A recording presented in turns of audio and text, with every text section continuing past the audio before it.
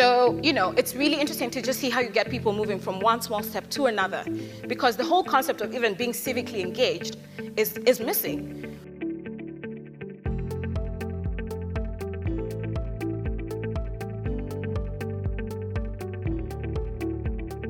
On the backseat today, we have Nanjira Sambuli. What up? Whom I know for a long time, online mostly. And it's interesting how we met a few years ago. We're in the early days of Twitter. Them days. Yes, them days. We had a little online argument about the use of hashtags for corporate activism and to make corporates behave. We had a difference of opinion.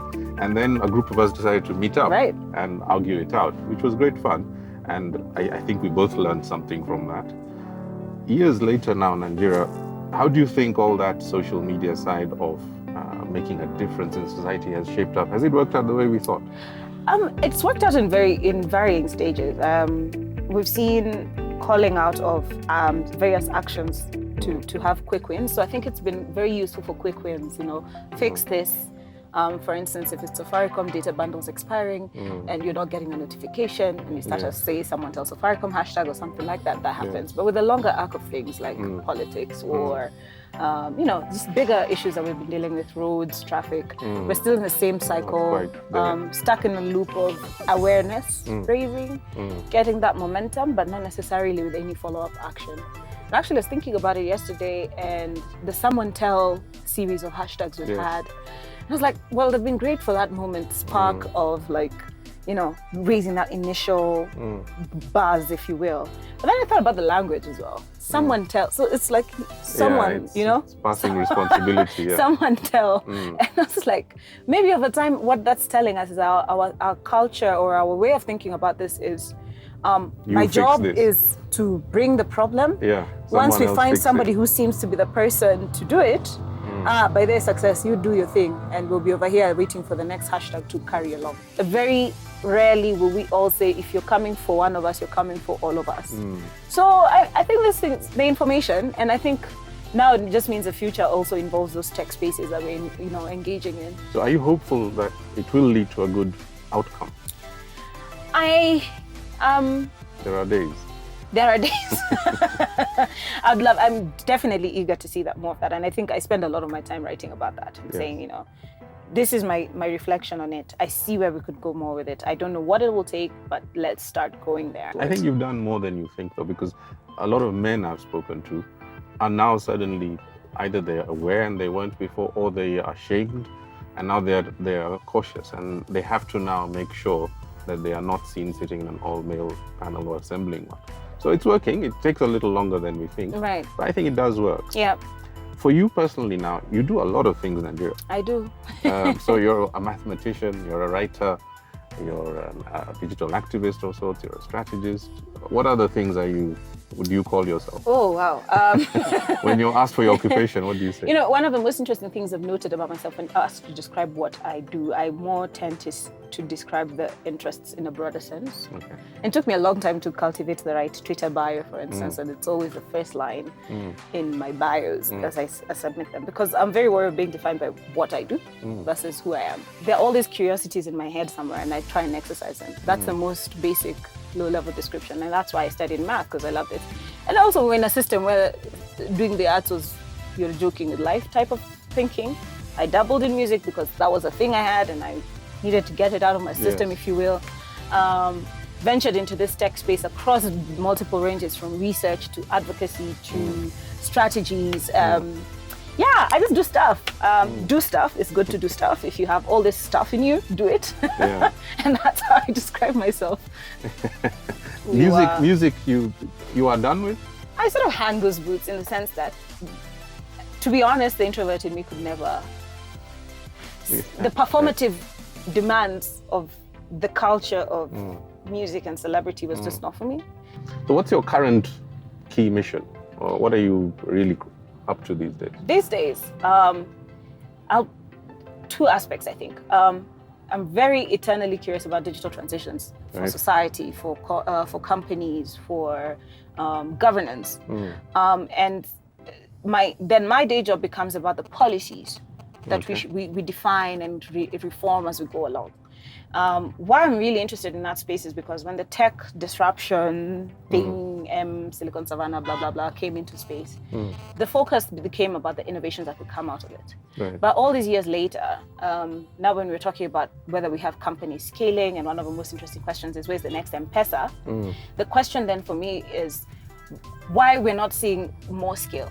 Right. What is it that is hindering people from going from that initial spark excitement to building companies, and not just companies that then are sold off, if you will? And it's very interesting to see how people think of policy. They hear policy and their eyes half-mast. Yes. Oh, God. But it's a very curious space, and I try to make sure people understand why it matters.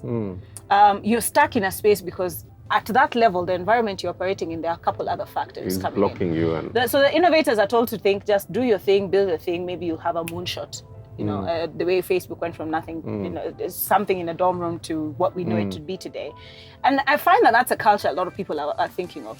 But if you spend some time looking at the policies, the enabling environment we have in this country or the continent, it's a very interesting space. So my job is to look at that and also translate it for all the actors who should know about it, to help them not just be informed, but see how they need to engage in that process. You're one of these people, it seems to me, who can do a job which is linked to her enthusiasms or her passions or her crusades. That's quite a unique place to be. How does that feel for you? A fortunate one. I mean, every day I wake up and I'm like, you know what? I recognize this is not something many people have the luxury of. I'm very fortunate to have worked with companies so far, or organizations that have acknowledged that I am who I am first, rather than, and then what I do for them and with them fits within that. I've been very fortunate that way. And that helps me a lot. And part of what I do before I work with somebody is really profile their ethos and how they feel about voice and space. And so I've always wondered if I were to do corporate, because most of the work I've done is mostly in the sort of not-for-profit world. I always wondered about the corporate life and how my voice would be fit within maybe those you have to spaces. Curiosity. See, I told you, curiosity in my head. You also told me you're an introvert, and so am I. Now, people who don't know you very well, does that surprise them to hear that when you say I'm an introvert? A lot, because because their perception of what an introvert is very different. And it happens a lot. I know quite a number of people who are considered vocal on spaces, digital spaces, and then you meet them in person, people are just like, well, that was not what I expected. Yes. But for me, especially when I interact with people in person, it summons a lot of energy, because I realized early on in life how to assess what people want out of you and get there quicker, so that we're done with this low gig. So it's one of those things. I learned, like, also the world we live in is about attention, and those who draw attention are those who seem to be more extroverted or performative, if you will. So I've learned how to present myself in different So once spaces. in a while, you do have to get out of yourself. And then I'll go sleep for 3 days. You're a great technology enthusiast. And I remember in our early discussions on Twitter, etc., you were always looking for technology solutions to society's problems. You think we're getting there in a number of places, or still early days? One thing I've learned is that technology in and of itself is not the solution. It will only apply and accelerate progress if the intrinsic motivations and spaces within which we're applying them have the requisite conditions.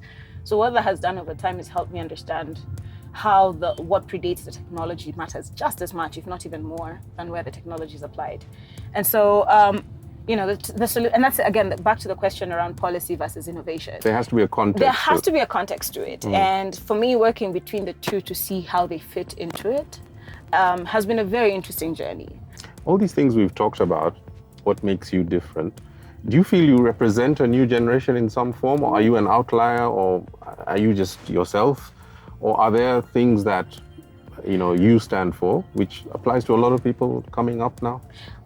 That's a hard one. I don't know if I speak for people, but I do know like-minded people, so that helps. So it helps me to not feel like I'm a crazy one in the room.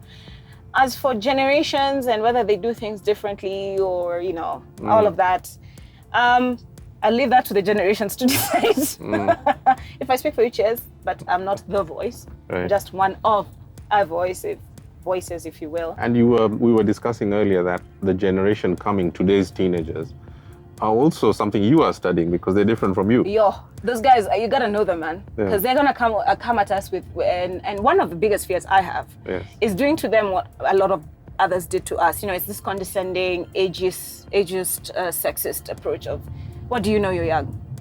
But there is a whole, I think, wave of people coming into the world now who are less gullible, who are less docile, who are less willing to just follow tradition because someone tells you to. Right. It's just fascinating to see how people want to constantly misunderstand us. Right. And by us, I mean just like, this generation that's, and even the one behind us. Those guys are coming quick, and they're going to be a very different type of consumer. Absolutely. So how will you market, how your products speak to them? Yeah. Because you're expecting that all of us will become like you guys, what is familiar to you. But what you should be doing is spending more time learning than familiar. So that would be my parting shot to that. Like, good luck with the denial, but here's what it is. Okay. Will you work with it now? Or are you going to delay gratification of your profits? Excellent. You heard it from her. Nanjira, it's always good to talk to you. Always fun. What a good start to the day. Nanjira Sambuli represents a new wave of young Africans about to affect all of us. These people are smart, tech-centered, strong-minded, multifaceted, independent, and non-conformist. They know what they want, and they know how they want it. They are not gullible, and they are not docile. Are you ready to deal with them? You'd better be, because they are the very people you'll have to employ or deploy. They are also the very people you'll have to sell to, whether you're selling a product, a service, or your leadership. They understand technology better than you do. They can figure out their fellow millennials better than you can. Learn to deal with them before they deal with you. See you next time on The Backseat.